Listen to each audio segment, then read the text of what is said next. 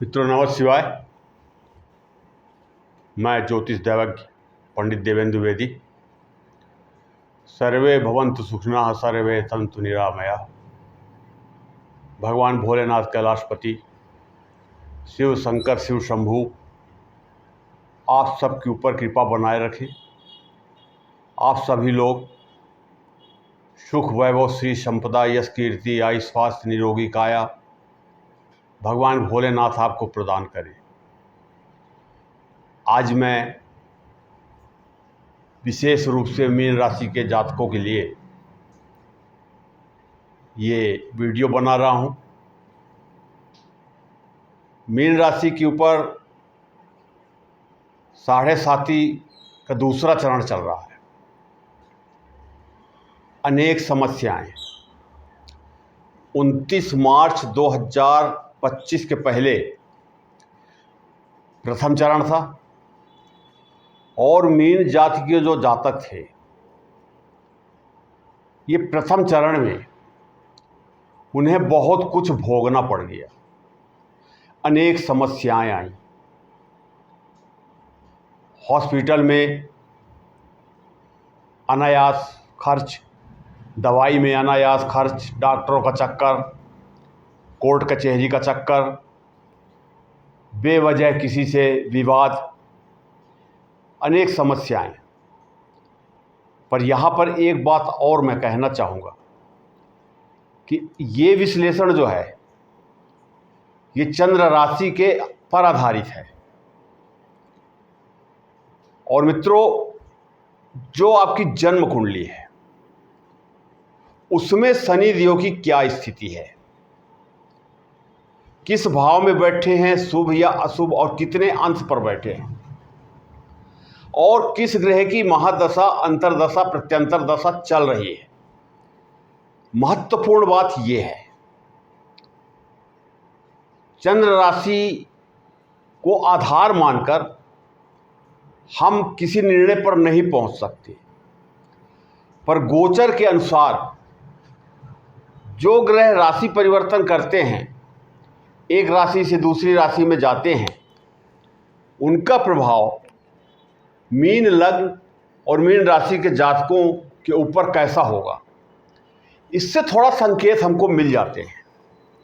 पर पूर्णतः अगर विश्लेषण किया जाए तो नहीं होता है। हमें पहले तो जन्म कुंडली देखनी चाहिए, जन्म कुंडली के बाद गोचर कुंडली, और गोचर कुंडली के बाद अष्टक वर्गीय कुंडली जो बगल में बना के रखा हूं मैं, ये 3 कुंडली। और जीवन में किसी एक ही ग्रह की महादशा चलेगी, 2 ग्रहों की महादशा नहीं चलेगी। किसी एक ही ग्रह की अंतरदशा चलेगी और किसी एक ग्रह की प्रत्यंतर दशा, सूक्ष्म दशा, प्राण दशा चलेगी। 5 दशाएं होती हैं।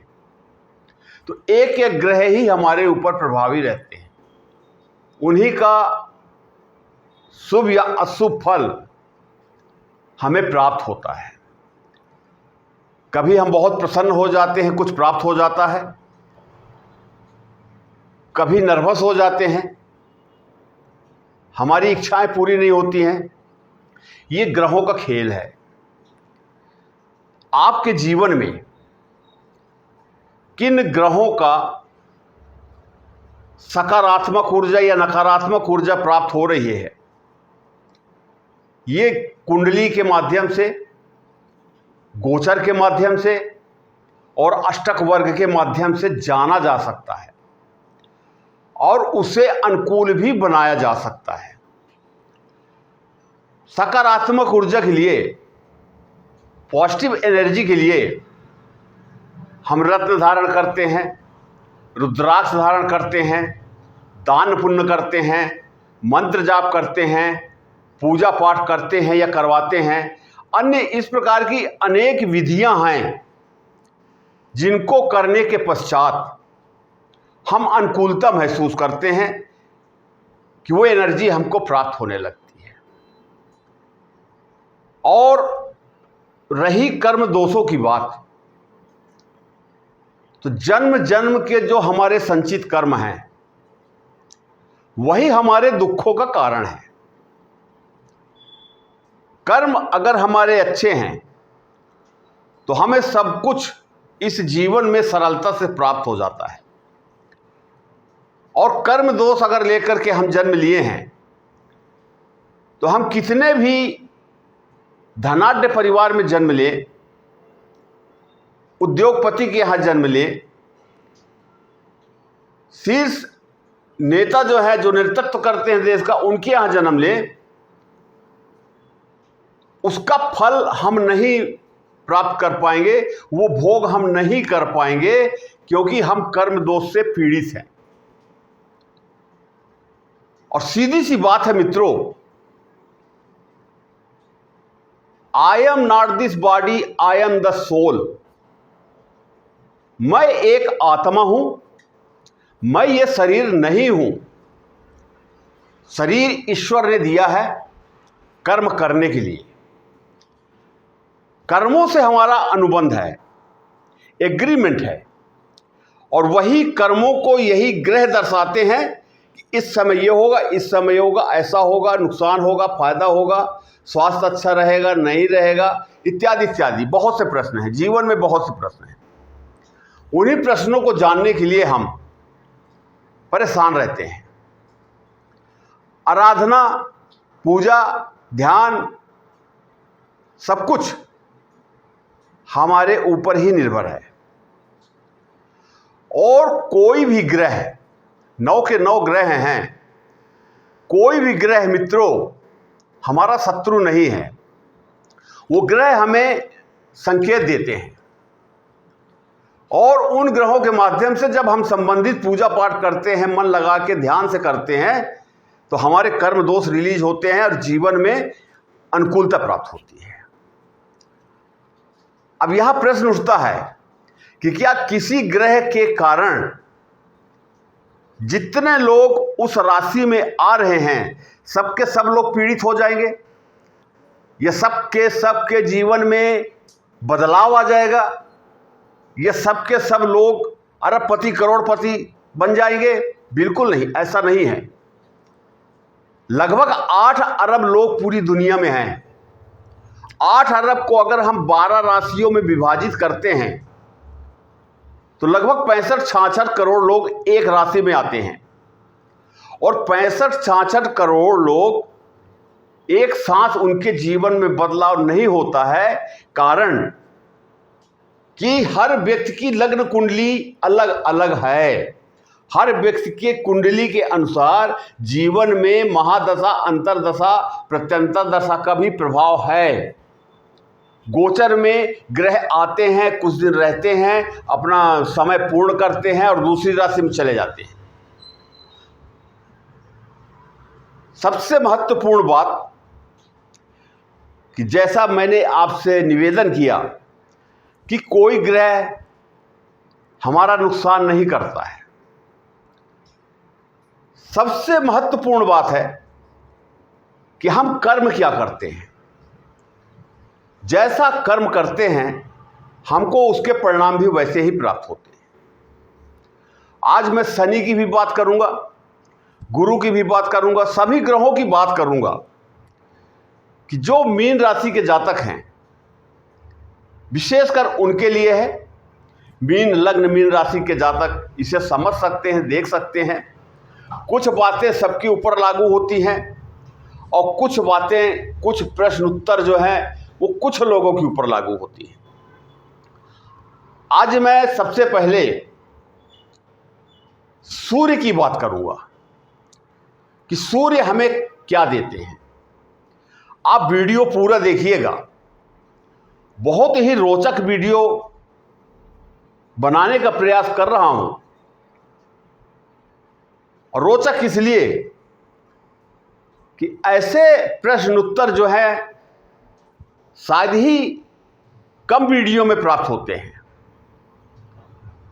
आप YouTube में सर्च करते रहते हैं, सभी राशि के जातक अपनी अपनी राशि के बारे में जानना चाहते हैं, क्या होगा क्या होगा।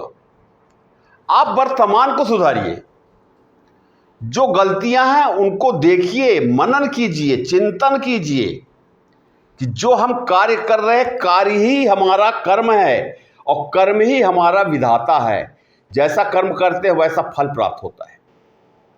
तो सबसे पहले तो हमें ये देखना चाहिए कि हम कर्म कैसा कर रहे हैं, ये कर्म शुभ है या अशुभ।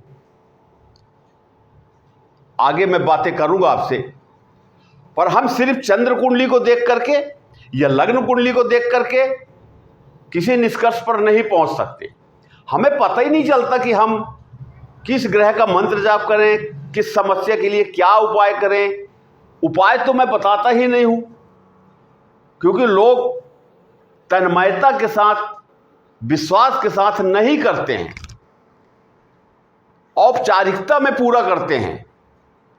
और औपचारिकता में पूरा किया गया कार्य कभी भी किसी भी क्षेत्र में सफल नहीं होता है। इस बात का ध्यान रखना चाहिए। उपाय तो मैं कभी किसी को बताता ही नहीं हूं। मंत्र और रुद्राक्ष, और मेरे मंत्र भी जो होते हैं छोटे छोटे होते हैं। आप घर में अकेले कर सकते हैं, कोई माला नहीं, कुछ भी नहीं, पर मंत्र गुरु से लेना पड़ता है। उसकी विधि विधान थोड़ा सा जो भी होता है, किस आसन में बैठना, किधर मुख करना है, ये सबका ज्ञान होना चाहिए आपको। और कुछ दिन करना पड़ता है। ऐसा भी नहीं है कि 2 दिन 4 दिन किए और बोले पंडित जी रिजल्ट नहीं मिल रहा है। कि मंत्र जो है शक्तिशाली है, एक एक अक्षर मिला करके एक मंत्र बनता है। मंत्र को महेश्वर कहा गया है। मंत्रों में एक एक बिंदु, एक एक पाई, एक एक अक्षर ऊर्जावान है। और मंत्र महेश्वर इसीलिए कहा गया है।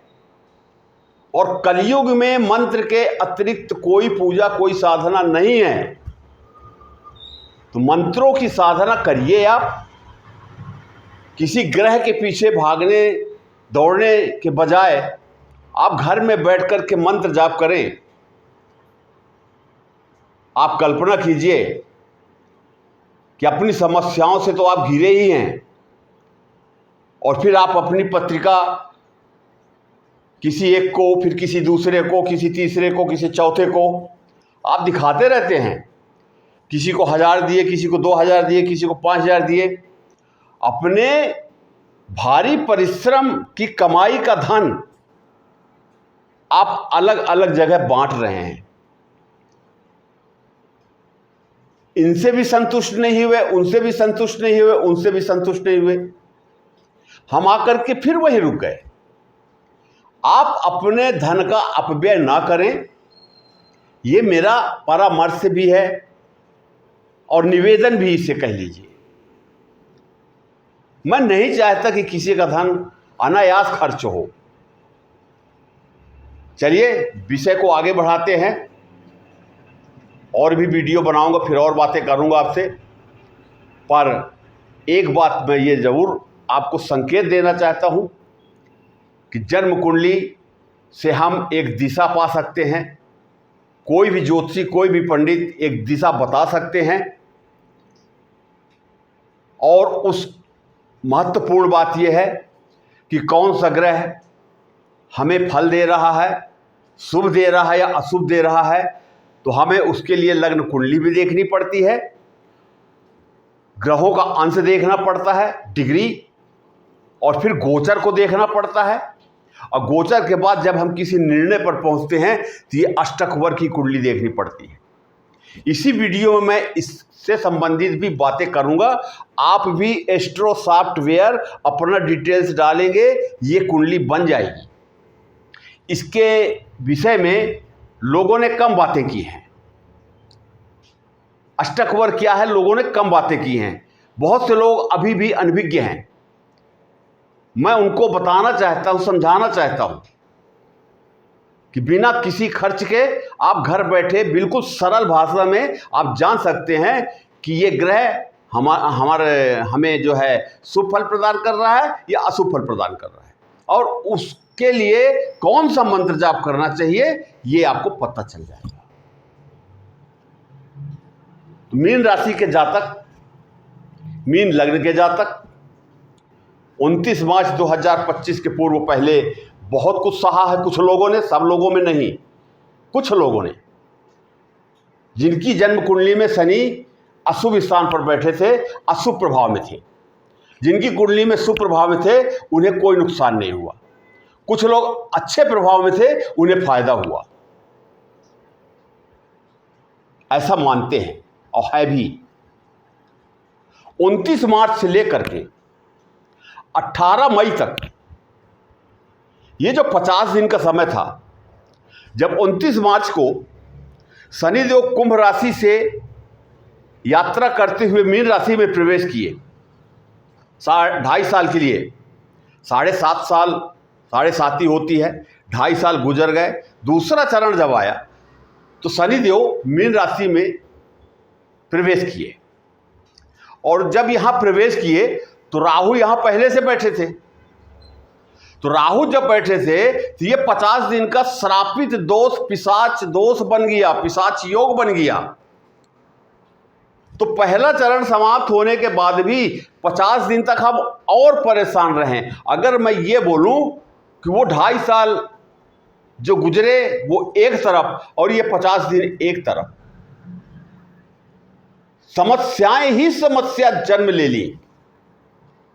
व्यवसाय नहीं चल पाया, बीमार पड़ गए, कर्जा हो गया, इनकम जो है कम हो गई, बहुत सी बातें हमारे जीवन में ये 50 दिन में घटित तो होने लगी। उसका सबसे बड़ा कारण जो था कि शनि लग्न में मीन राशि में बैठे थे, दूसरी तरफ तीसरे भाव में उस समय 29 मार्च के बाद तीसरे भाव में गुरु थे वृषभ राशि में।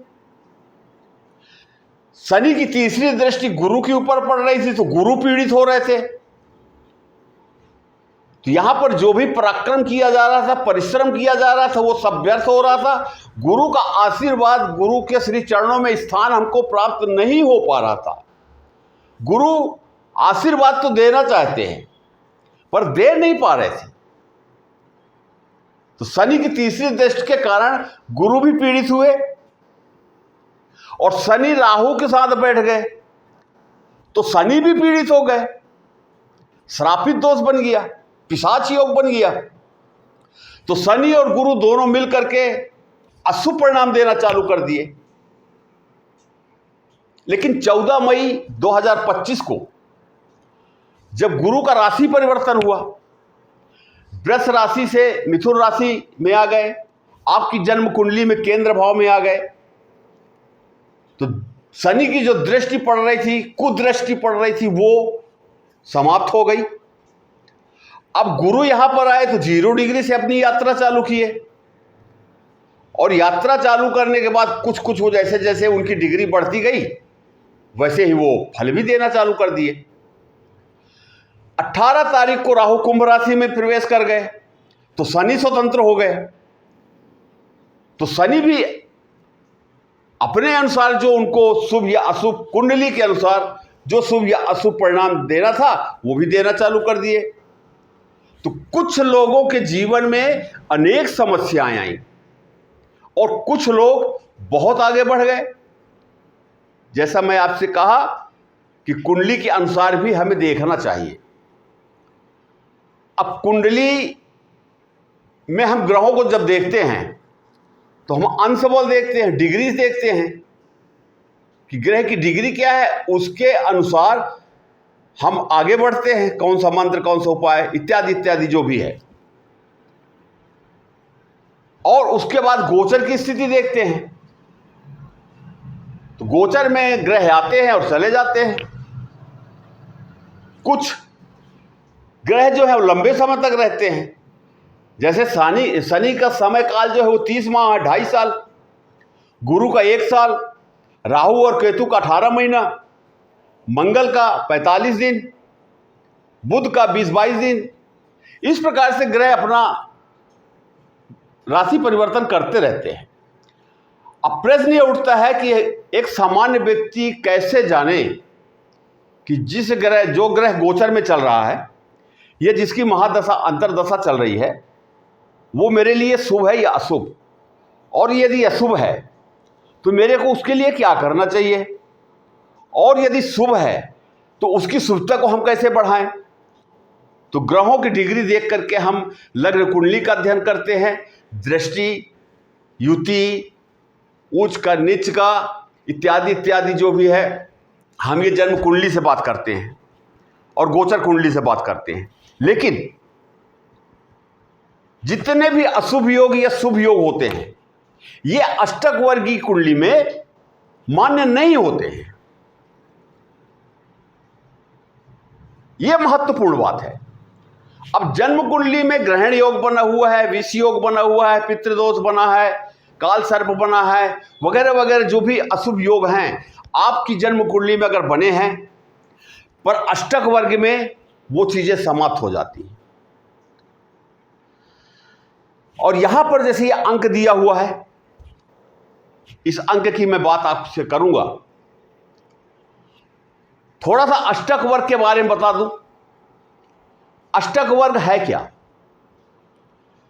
सर्वाष्टक वर्ग भी बोलते हैं, अष्टक वर्ग सारणी भी बोलते हैं।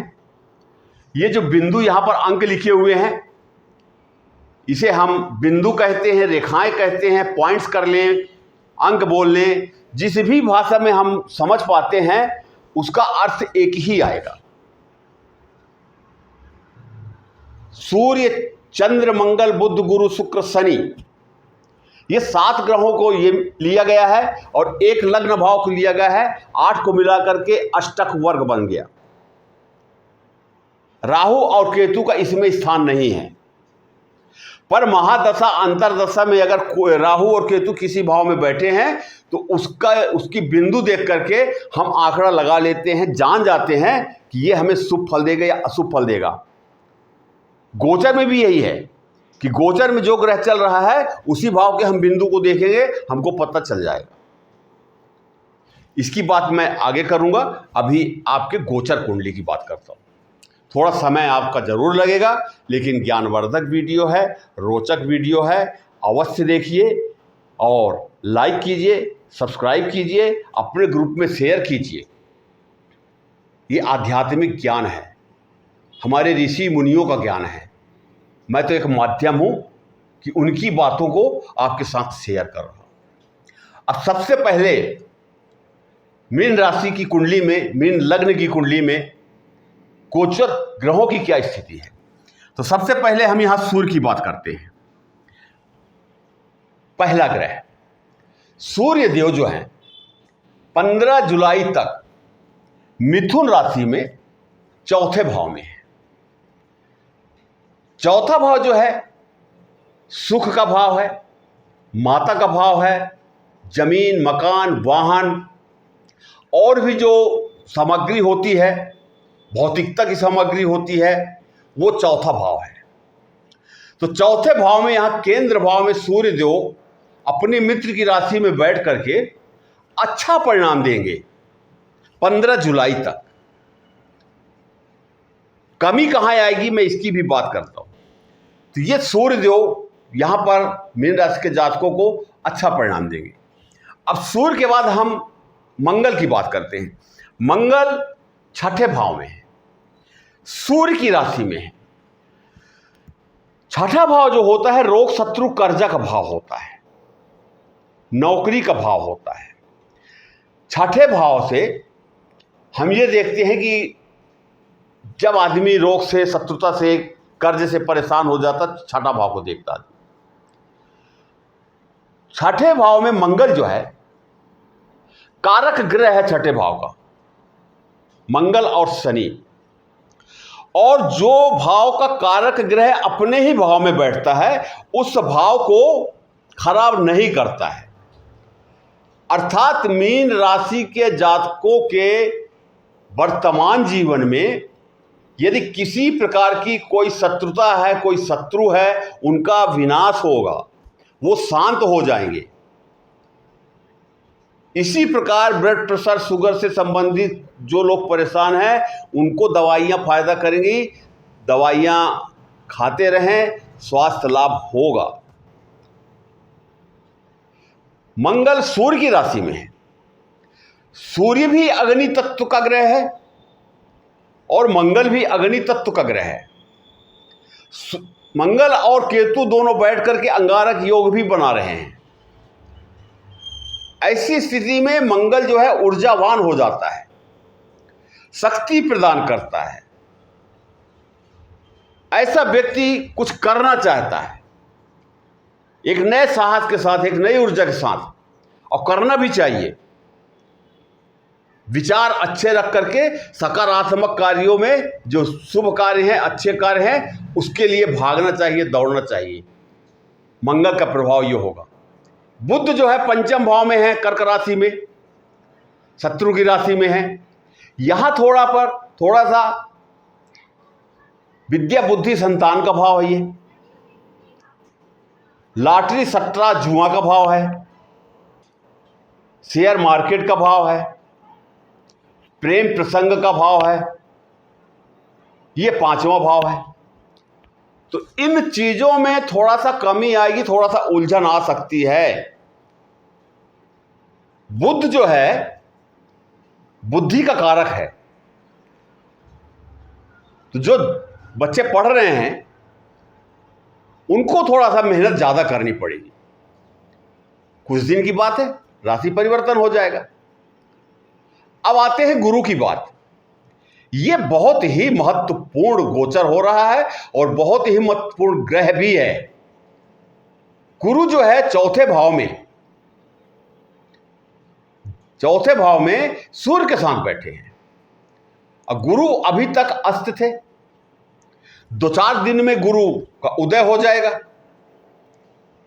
कितना अच्छा समीकरण बन रहा है कि 2-4 दिन में ही गुरु का उदय होना, और 13 जुलाई से शनिदेव का बकरी होना। यह बड़ा परिवर्तन है, क्योंकि गुरु भी एक लंबे समय तक एक राशि में चलने वाले ग्रह हैं, और शनि भी चलने वाले ग्रह हैं, लंबे समय तक चलते हैं। तो गुरु चौथे भाव में बैठ करके ये बहुत ही शुभ परिणाम देने वाले हैं।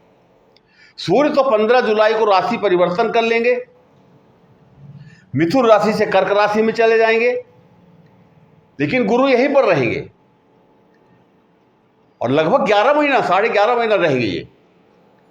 और ये गुरु जो है यहां पर सब कुछ देने के लिए बैठे हैं, बिल्कुल तैयार हैं। सुख का भाव है, माता का भाव है, जमीन मकान।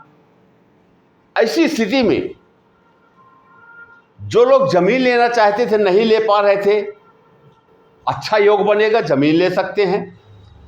जो लोग मकान बनाना चाहते थे, किसी कारण से नहीं बन रहा था, उनका मकान बनना चालू होगा। पर गुरु का आशीर्वाद करने के लिए, उनकी कृपा पाने के लिए भगवान विष्णु का ध्यान अवश्य करें। भले ही एक दीपक जलाएं, उनके नाम से प्रार्थना करें। मीन राशि के जातकों के लिए तो बहुत ही महत्वपूर्ण है। धनु राशि और मीन राशि के स्वामी गुरु हैं। गुरु का अर्थात आपने जिनसे दीक्षा ली है, एक वो गुरु हो गए, और पूरे ब्रह्मांड के गुरु भगवान विष्णु हो गए। तो अगर हमारे सुख भाव में, चतुर्थ भाव में गुरु का गोचर हो रहा है, तो हम अपने गुरु को धन्यवाद दें, उनको प्रणाम करें और भगवान विष्णु का ध्यान करें। कुछ ना करें, आप दीपक ही जलाएं ना। ओम नमो भगवते वासुदेवाय प्रार्थना करें आप, तो ये गुरु और अच्छे होंगे आपके लिए। और गुरु इसी साल आपको सब कुछ दे देंगे, सब कुछ दे देंगे। ये तो गुरु की बात है। तो मीन राशि के जातकों के लिए गुरु का गोचर बहुत ही महत्वपूर्ण है। बार बार कह रहा हूं, गुरु का ध्यान कीजिए, गुरु से प्रार्थना कीजिए और अपने चरित्र का विशेष ध्यान रखिए, अच्छे कार्य कीजिए। गुरुवार के दिन लहसुन प्याज न खाएं तो अच्छा होगा, मांस मदिरा न करें तो अच्छा होगा, क्योंकि ये आपके गुरु के फल को कम करेंगे, समस्याएं उत्पन्न होंगी। ये मेरा निवेदन है आपसे। अगर जीवन में कुछ पाना चाहते हैं, प्राप्त करना चाहते हैं, जीवन को सुखमय मंगलमय बनाना चाहते हैं तो आप अपने लिए, अपने परिवार के लिए, समाज के लिए, देश के लिए, राष्ट्र के लिए, जो भी है, आप गुरु का ध्यान अवश्य करें। चलिए आगे बढ़ते हैं। अब हम शुक्र की बात करते हैं। गुरु की बात तो मैं कर दिया। गुरु ग्रह जो है वो सब कुछ देने वाला होता है। सुख, वैभव, श्री, संपदा, यश, कीर्ति, आयु, स्वास्थ्य, निरोगी काया, सब कुछ प्रदान करने वाला ग्रह जो है गुरु होता है। शुक्र भी गुरु है। दानवों के गुरु शुक्राचार्य, जिनकी दो राशियां हैं, वृषभ राशि और तुला राशि। तो वृषभ राशि में शुक्रदेव, शुक्राचार्य, शुक्र ग्रह 29 जून से अभी यहां गोचर कर रहे हैं। यह तीसरा भाव है। मित्रों, तो इतना आप भी जानते हैं कि बिना मेहनत के, बिना परिश्रम के हमको कोई भी चीज प्राप्त नहीं होती है और कुछ पाने के लिए कुछ तो करना पड़ता है। हम किसी भी क्षेत्र में हैं तो यहां पर भी शुक्रदेव यही कर रहे हैं। अब महत्वपूर्ण बात जोड़ने का प्रयास मैं करूंगा कि गुरु का अर्थ है भगवान विष्णु और शुक्र जी की जो आराध्य देवी हैं माता भगवती लक्ष्मी हैं। तो लक्ष्मी नारायण हो गई है। तो लक्ष्मी नारायण जब हम दोनों की पूजा साथ में करते हैं तो लक्ष्मी प्रसन्न होती है, शुक्राचार्य भी प्रसन्न होते हैं, गुरु भी प्रसन्न होते हैं और भगवान विष्णु भी प्रसन्न होते हैं। लक्ष्मी नारायण की पूजा करनी चाहिए। शुक्र जो है भौतिकता का कारक ग्रह है, भौतिक जीवन का कारक ग्रह है, सब कुछ देने वाला ग्रह है। अच्छी गाड़ी, अच्छा बंगला, रुपया पैसा, अच्छा मकान, जो भी आप कल्पना करते हैं, शुक्रवार के दिन मीन राशि के जातकों के लिए, विशेषकर शुक्रवार के दिन या पूरे हफ्ते में कर लें तो अच्छा है। आप अपने ऑफिस में, अपने वस्त्रों में परफ्यूम जरूर लगाएं, इत्र का सेवन जरूर करें, परिवर्तन दिखेगा आपको। शुक्र को प्रसन्न करने के लिए हमें शुक्र जैसा आचरण करना पड़ेगा। साफ सुथरे वस्त्र पहनने चाहिए जिससे शुक्र की कृपा हो, लक्ष्मी की कृपा हो। बहुत ही छोटे छोटे सी ये चीज़ें हैं, बातें हैं जो हम नहीं करते, उनको अनदेखा कर देते हैं। शुक्र जो है संगीत का कारक ग्रह है, गीत का कारक ग्रह है, गीतकारों का कारक ग्रह है, फिल्मी दुनिया से जुड़े लोग जो है उनका कारक ग्रह है। सब कुछ शुक्र है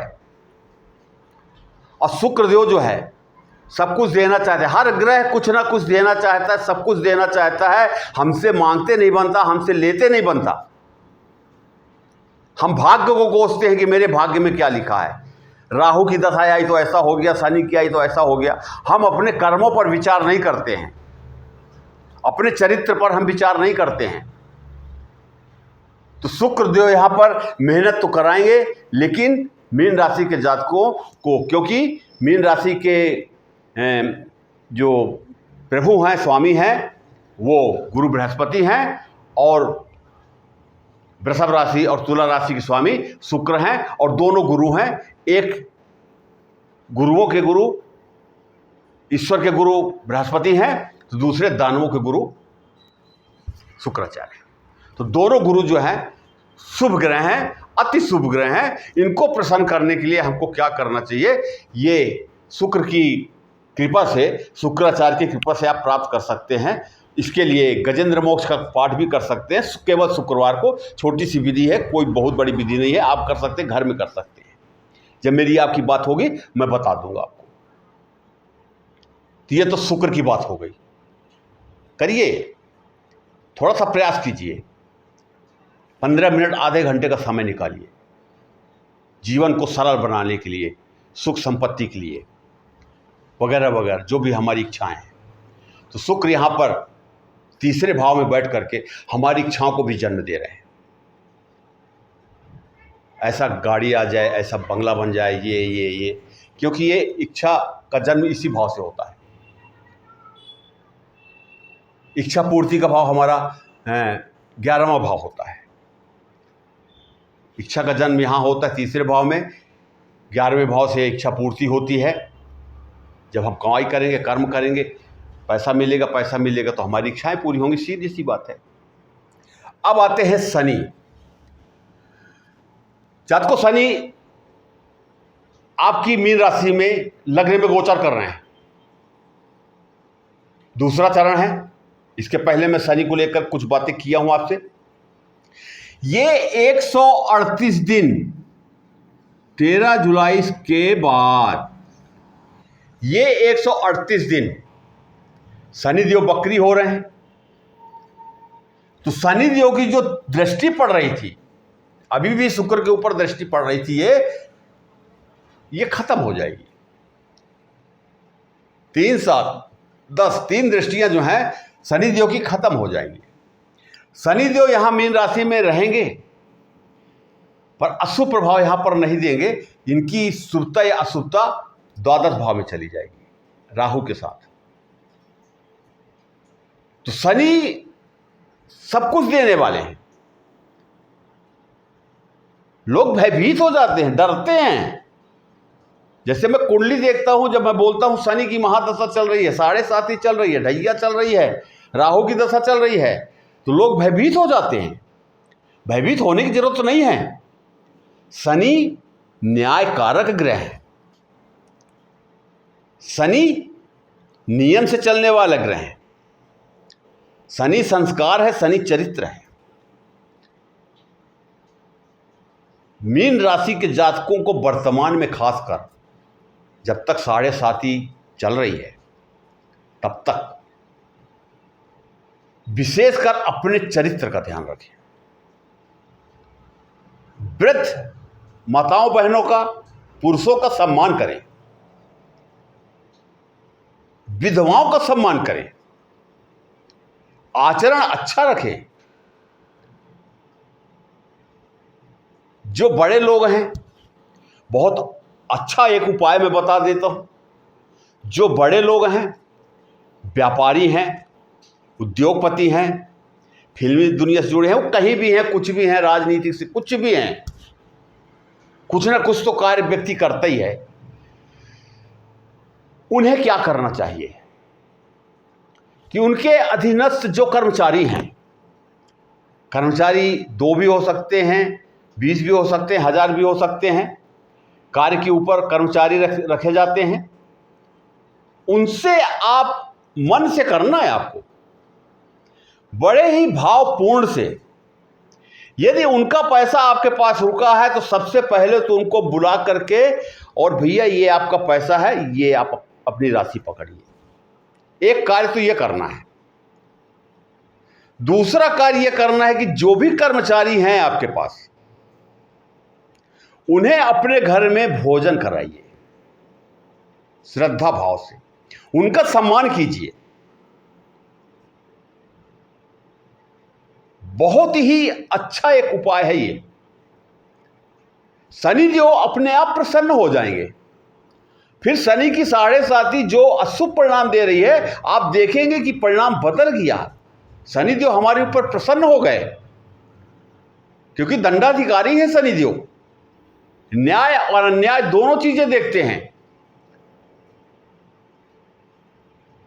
तो शनि से पीड़ित लोगों को, ये जो पीड़ित नहीं है, आगे उनको और ग्रोथ चाहिए, उन्नति चाहिए, ऐसे व्यक्तियों को जो मैं आपको बताया हूं वो अवश्य करना चाहिए।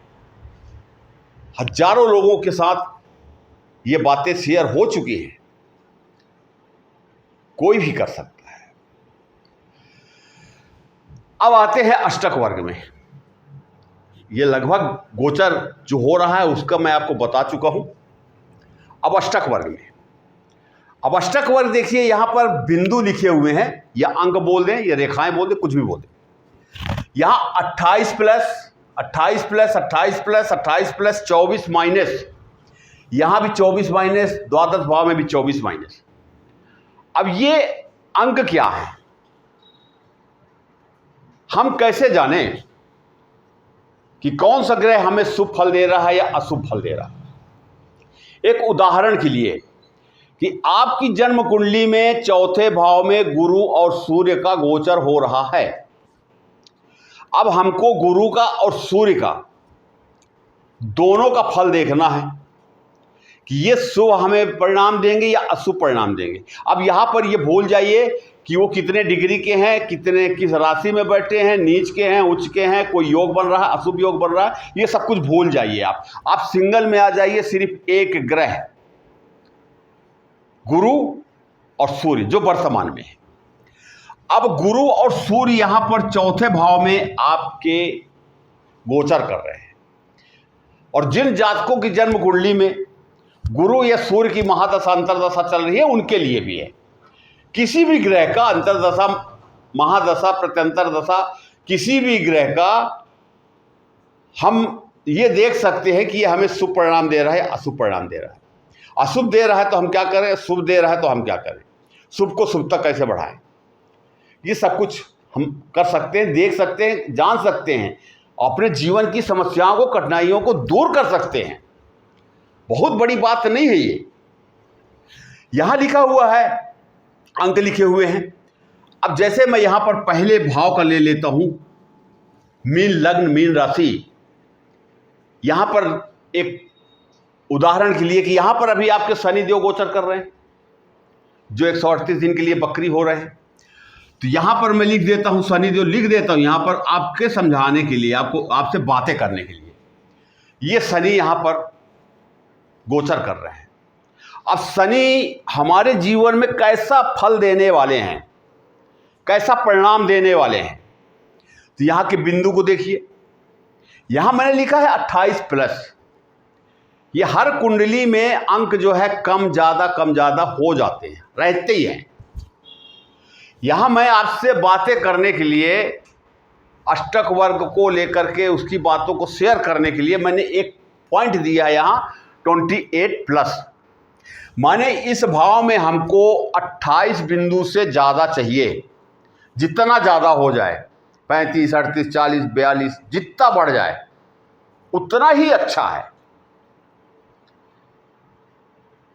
अगर ये 28 प्लस जा रहा है तो इसका तात्पर्य हुआ कि शनि देव आपको अच्छा परिणाम देने वाले हैं, बढ़िया परिणाम देने वाले हैं। जीवन में जो कुछ आप प्राप्त करना चाहते थे वो 7.5 में आप पूरा कर लेंगे, आपका लक्ष्य पूरा हो जाएगा। 28 प्लस का मतलब जो भी चला जाए, और 24 और 28 के बीच में है अगर, तो ये सामान्य स्थिति हो गई। शनि देव ना कुछ देंगे ना आपसे कुछ लेंगे, जैसा जीवन चलता है चलता रहेगा। और 24 से यदि माइनस में हम जाते हैं, 22, 20, 17, 16 कुछ भी चले जाएं, तो जितना नीचे जाएंगे हमारी समस्याएं उतनी ही ज़्यादा होती जाएंगी, हम परेशान रहेंगे। तो ऐसे लोगों को शनि का उपाय करना चाहिए, शनि के मंत्र का जाप करना चाहिए, हनुमान जी की पूजा करनी चाहिए। ये अंक से हम पता कर लेते हैं, यह है हमारा भाव बल। यहां हम ग्रहों का बल डिग्री से देखते थे, यहां भाव बल देखते हैं। और यहां पर हम कोई दोष नहीं देखते हैं कि शनि चंद्रमा के साथ बैठे हैं या और कहीं बैठे हैं, मंगल के साथ, ये सब कुछ नहीं देखना है आपको। सिर्फ शनि प्रथम भाव में मीन राशि में बैठे हैं और कितने बिंदु पर बैठे हैं, दैट्स आपको खुद उत्तर मिल जाएगा कि 24 और 28 के बीच में है, या 24 से कम है, या 28 से ज़्यादा है। और प्रथम भाव में पॉइंट्स ज़्यादा होना भी चाहिए, अगर नहीं है तो वो ठीक बात नहीं है। 28 प्लस अगर जा रहा है, 35, 38 कुछ भी चला जाता है, तो ये पूरे कुंडली के जो भाव हैं इनको बली बनाता है, ये मजबूत होता है। तो लग्न को लेकर के हम पूरे भावों तक जाते हैं। लग्न अगर कमज़ोर होता है तो हमारे भाव में भले बिंदु ज़्यादा चले जाएं, वो भी कमज़ोर हो जाते हैं, अपना फल देने में थोड़ा असमर्थ हो जाते हैं। इसी प्रकार से हमको चौथे भाव में गुरु और सूर्य जो भ्रमण कर रहे हैं, यहाँ भी हमको 28 प्लस चाहिए। 28 से ऊपर जितना निकल जाए, तो गुरु और सूर्य दोनों उतना ही अच्छा परिणाम देंगे, और 24-28 के बीच में है तो सामान्य परिणाम देंगे। फिर वही बात आ गई कि न कोई प्लस न कोई माइनस, जैसा चलता है चलता रहेगा। और 24 से अगर नीचे आ गए तो परिणाम देने में असमर्थ हो गए सूर्य भी और गुरु भी। जन्म कुंडली में 6, 8, 12 3 भाव अशुभ माने जाते हैं, आपको पता है। अष्टक वर्ग में भी 6, 8, 12 अशुभ माने जाते हैं। अतः 6वें भाव में 24 बिंदु से कम होना चाहिए, 8वें भाव में 24 बिंदु से कम होना चाहिए, द्वादश भाव 12वें भाव में 24 बिंदु से कम होना चाहिए, क्योंकि ये समस्याएं उत्पन्न करती है ये भाव। 6ठा भाव रोग शत्रु कर्जा का है, अष्टम आयु मृत्यु का है, द्वादश विदेश का है, खर्चों का है, अपव्यय का है, बिना मतलब का खर्च, कर्ज का है। तो यहां पर यह स्थिति बनती है तो 6, 8, 12 में 24 बिंदु से कम होना चाहिए, जिससे इनके प्रभावों से हम बच सके, अच्छा रहेगा। और दूसरी बात कि अष्टक वर्ग में जैसे ये 9वां भाव है, ये भाग्य भाव है, ये भाग्य भाव में 28 से ज़्यादा बिंदु चाहिए। जितना ज़्यादा बढ़ जाए, 35, 38, 40 जो भी हो जाए, वो हमारे लिए अच्छी बात है, सुविधा का कारण है। यहां पर जितने बिंदु होंगे 24 से 28 अगर है तो सामान्य भाग्य साथ देगा, 24 से कम है तो भाग्य धीरे धीरे जितना कम होते जाएंगे भाग्य उतने कमजोर होता जाएगा, साथ नहीं देगा। 28 से ज़्यादा जा रहे हैं, 30, 32, 35, 38 जा रहे हैं तो हमारा भाग्य प्रबल है, हमारा भाग्य अच्छा साथ दे रहा है। 9वां भाव से ज़्यादा 10वां भाव जो आपका कैरियर का भाव है, राजनीति का भाव है, कर्म क्षेत्र का भाव है, बड़े उद्योगों का भाव है, बड़े पदों का भाव है, जो भी हम ग्रोथ करते हैं, उद्योगपति वगैरह जो भी लोग हैं, ये उनका भाव है। तो ऐसी स्थिति में यहाँ पर बिंदु होना तो बहुत ज़रूरी है। 28 प्लस होना चाहिए, 35, 38, 40, 42 जो भी पहुँच जाए। जितना ज़्यादा रहेगा आदमी उतने ज़्यादा जो है अपने जीवन में ग्रोथ करेगा। 24 से 28 रहेगा तो सामान्य स्थितियाँ रहेगी, ग्रोथ नहीं करेगा, ना माइनस होगा ना प्लस होगा। 24 से कम है तो फिर थोड़ा सा दिक्कत वाली बात है। तो यहाँ पर भी ये 10वां भाव विशेष भाव है, केंद्र का भाव है। और फिर यहाँ पर गुरु अभी जैसे चल रहे हैं तो गुरु की 7वीं दृष्टि यहाँ पड़ रही है, धनु राशि में पड़ रही है, गुरु की ही राशि है। तो ये योग जो दृष्टि का योग बन रहा है ये बड़ा ही महत्वपूर्ण है। गुरु इस भाव के कारक ग्रह भी हैं, ये भी महत्वपूर्ण भाव है। तो अब आपकी इच्छाओं की पूर्ति 11वां भाव, कितना प्राप्त होगा 4था भाव, इसमें कितना ग्रोथ हम करेंगे, ये बिंदुओं से हम ये पता करते हैं कि किसी भी भाव का फल जो है गोचर में या महादशा अंतरदशा में, वो हमको कितना ज़्यादा से ज़्यादा फल देगा या नहीं देगा या कम करेगा। अष्टक वर्ग ये है। अब आप शायद समझ गए होंगे कि अष्टक वर्ग की कुंडली कितनी महत्वपूर्ण है। एक सामान्य व्यक्ति भी जान सकता है कि गोचर में कौन सा ग्रह चल रहा है, उसको उसी भाव में बैठा दीजिए, अंक देख लीजिए, पता चल जाएगा। सामान्य सी बात है। अब इसी में यहीं पर जैसा मैं पहले शुरू में बोला था कि 65-66 करोड़ के लोग जो हैं वो एक राशि में आते हैं, तो यही परिवर्तन किसी के कुंडली में 20 अंक होगा तो किसी में 22 होगा, तो किसी में 28 होगा, किसी में 40 होगा। इसके अनुसार उसके जीवन में उथल पुथल मचेगी, समस्याएं जन्म लेंगी, या सामान्य रहेगा, ये ग्रोथ कर जाएगा। कितनी अच्छी बात है, सोचिए आप। हम परेशान हो रहे हैं, भटक रहे हैं इधर उधर। बिल्कुल भटकने की जरूरत नहीं है, बिल्कुल भटकने की जरूरत नहीं है। आप 3 श्रेणियों में आप कुंडली देखिए, स्वयं देखिए, किसी को दिखाने की जरूरत भी नहीं है। परिणाम आप स्वयं निकाल लेंगे, मंत्र आप स्वयं निकाल लेंगे, सब कुछ आप कर सकते हैं, आप सक्षम हैं। अंत में मैं यही कहूंगा कि यदि आप अपनी जन्म कुंडली, अपनों की जन्म कुंडली दिखाना चाहते हैं, ज्योतिषी परामर्श चाहते हैं, किसी भी प्रकार का परामर्श लेना चाहते हैं, तो दिए गए व्हाट्सएप नंबर में अपना नाम, जन्म तारीख, जन्म समय, जन्म स्थान मैसेज कर दीजिए। और आपसे एक विनती है कि फ़ोन करें आप, स्वागत है, मैसेज करें, स्वागत है, लेकिन अपनी समस्याओं को आप गोपनीय रखें, हमसे शेयर ना करें, क्योंकि जन भावनाओं को मैं समझता हूं कि जो व्यक्ति मुझे फ़ोन कर रहा है निश्चित रूप से किसी न किसी समस्या से वो पीड़ित है, उस समस्या से वो बाहर निकलना चाहता है। तो जैसे फ़ोन करता है और मैं कहता हूं बोलिए सर, आदरणीय बोलिए, तो वो अपनी समस्याएं बताना चालू कर देते हैं। और शायद ये उचित नहीं है। अगर आप अपनी समस्या मुझे बता देंगे तो मैं उसका आपको निदान बता दूंगा। तो काहे का ज्योतिषी, काहे का ये ज्ञान, काहे का ध्यान? सीधी सी बात है। यही विनम्रता से मैं आपसे कहूंगा कि मैं आपको बताऊंगा कि समस्या क्या है, भाग्य क्यों नहीं साथ दे रहा है, आपको क्या करना चाहिए।